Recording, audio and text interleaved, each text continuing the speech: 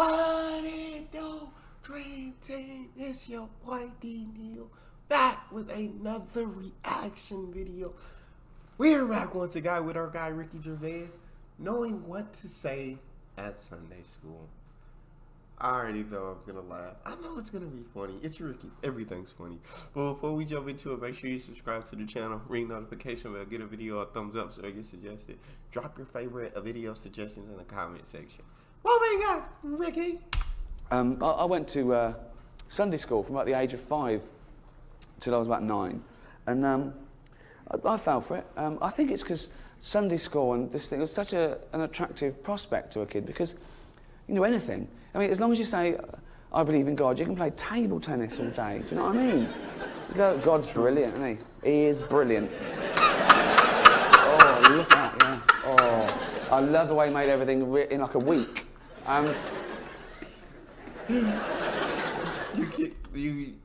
You can't do anything. No, as long as you are a believer, you can have all the fun you want. In like a week. Vicar, what? Jesus is brilliant too. Can I have a Coke? Yeah.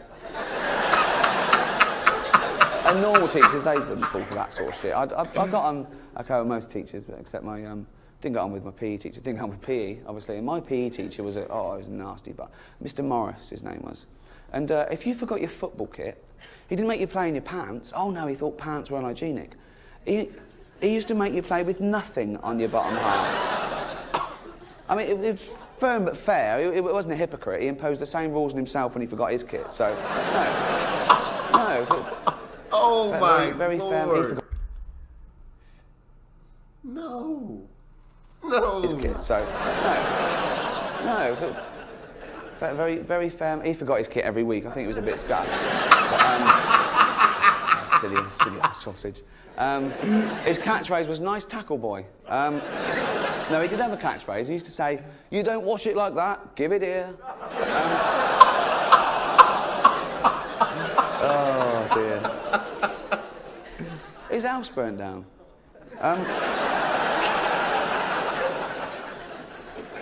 But that's where my fascination with animals started at school. And I did well at school, but I felt that I just learned to pass exams as opposed to. I feel like I just want to get so much knowledge now. It must be a sign of age, yes, but on everything at school, I feel the exact same way. Tests were never hard for me, and I was like, I just gotta know enough to pass this test. And I may go and don't forget it, twisted now. Your boy bring home A's and B's. You feel me? But it wasn't hard. It was just I don't necessarily think I was gaining a lot of knowledge. It was like stuff that I basically had to memorize. And then, of course, now that I'm out of school, I forgot because it's not getting pumped into my head 24/7 anymore. I feel like I just want to get so much knowledge now. It must be a sign of age, but I want to know about everything, things I never cared about before. I've got digital TV and there's 72 channels, all shit, except I watch hours on end of the History Channel and Discovery Channel now, just back and forth, like 6-hour stints at History Channel, Discovery Channel, back and forth. Ask me anything about sharks and Nazis. Not as bad as a lot of people make out. Sharks, I mean. Nazis, horrible. Sharks, brilliant. Nazis, rubbish. But the shark's an amazing creature. It's got sense up its body. It can tell the slightest movement in water of a floundering fish through electrical impulse. It can zone in on that. It's got good eyesight, contrary to popular belief. And it can taste and smell the slightest human secretion of, like, blood and sweat, 1 part in a billion from a mile away. Dang. A shark would have found Anne Frank like that.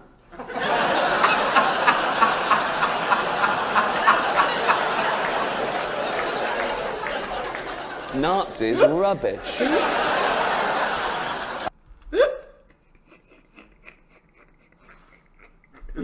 It's true, but it's only in water, so is it that great? Because it can only be in water. It can't survive. Nazis, rubbish. No time for them, no time for them. I've been to her house, it's tiny. I can't believe one of them didn't go, let's look upstairs today, you know what I mean? What the fuck were they doing? Okay, yeah. So, Sarge, wait, what? What's that tapping noise? Rats, move on. Oh. She had time to write a novel, for Christ's sake. Well, it ends a bit abruptly, and no sequel, lazy. No, I'm not here to talk about war, and particularly not at this time, you know, and we're to... not my favourite war either, the Second World War, you know. Well, if you're asking, the Falklands. People say it was a conflict, it was a war. And it's my favourite war because it was a range war. What that means is that the RG guns could fire 9 kilometres and our guns could fire 17. So we just parked our boats about 10 kilometres and they were falling into the sea and we were shelling the shit out of them. It's the war equivalent of holding a midget at arm's length. Basically, man, you just park at 10. If they can only fire 9, let's just park at 10. They won't be able to hit us, it won't destroy them. That's terrible. War equivalent of holding a midget at arm's length. Why did the other side just like scoot their boats closer? And, like it was making like a toe-to-toe fight. Equivalent of holding a midget at arm's length. And he's flailing like that. And you're just steadily kicking in the bollocks.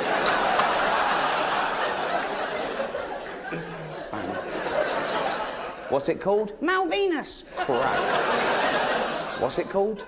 That's why the Falklands is my favourite war. The little midget fellow. Right? Vietnam, best soundtrack. Definitely.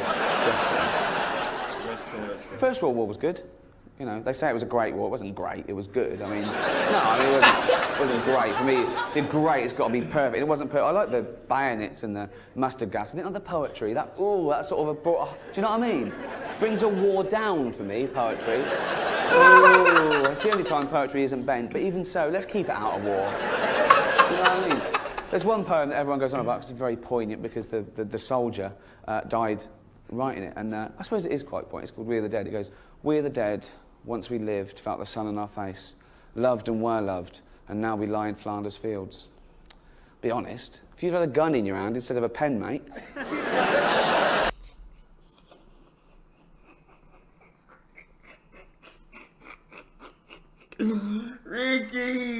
Ricky Wallin, man.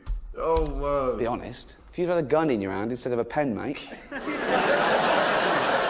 What are you doing? What the fuck? Put it down. Pick your gun up, you cunt. Look.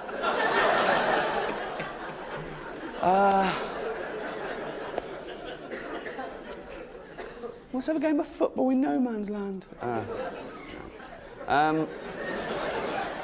Second World War was all right, but not... the ending, that tears a lot of people, because we say, you know, the A-bomb, it's, you know, atomic power's bad, but war's bad, but it ended a war, so, you know... And it was invented by Einstein, essentially, atomic power, and he's brilliant, isn't he? So bright.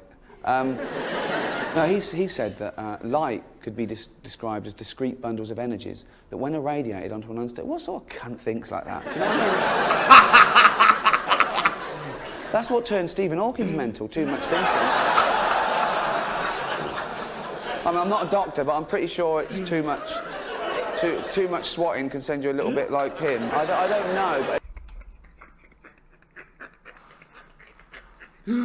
Ricky, no. It's too much swatting can send you a little bit like him. I don't know, but it's sort of like the universe is expanding. Of course it is, Stephen. Now, take a day off, go for a walk, not a walk, but I mean, go out, just open a window, at least just watch a bit of telly. Robot Wars is on. You like that? I'm not. Oh, don't have a go at Stephen Hawking. He's a genius. He's not genius. He's pretentious. Born in Kent and talks with an American accent.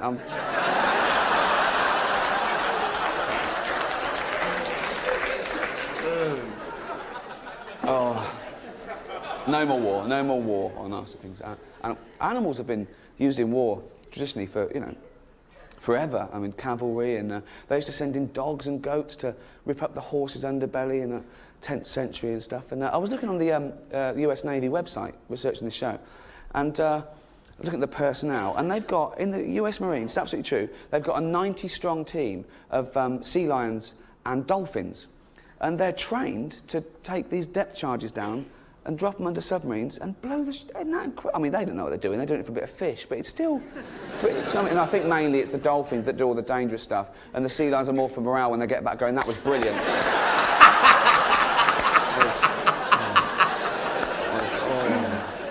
Well done, let's go to... So what are you going to do tomorrow's? I think I've got a bit of whooping cough coming on, so you're doing a brilliant job. I did a lot of research on the internet for this lecture, and it is the greatest resource in the world, but it's sort of clogged up with people doing homemade websites about themselves. It's stuff like, my name is Rupert, this is my cat. Thanks very much. Here are my favourite Cure songs in order. I don't give a... Why are you... And there's trivia websites where people sort of go on there and add to them something they have to share with the world, like they think we care. And they credit themselves. Like, they must wake up in a cold sweat and go, oh, I must tell the world this. And this is a real one. The peanut is not a nut, it is a legume. Phew. And y'all know I rock with Ricky, man. But that's all we got for this one. You guys got a favorite video you want to see me react to, you can subscribe to Patreon, or in the description section there's a Google form link. Hit the link, fill out your or actually, you got a favorite video, drop it in the comment section. Subscribe to the channel, ring notification bell, get a video a thumbs up so it gets suggested. It's your boy D Neal. Out.